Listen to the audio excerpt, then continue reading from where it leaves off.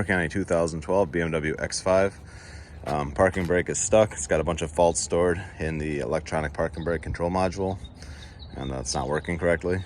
So what you want to do is manually release it so that the car can roll for whatever, the tow truck driver, or if you want to try to drive it like that.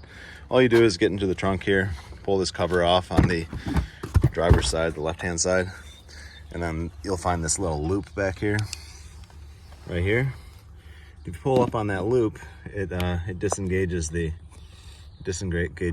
parking brake. So just get up, just do that, pull up on it, and then if you have the parking brake shoes jammed up and the car's not rolling, that should release it for you. You'll hear it when you pull on that if it releases it.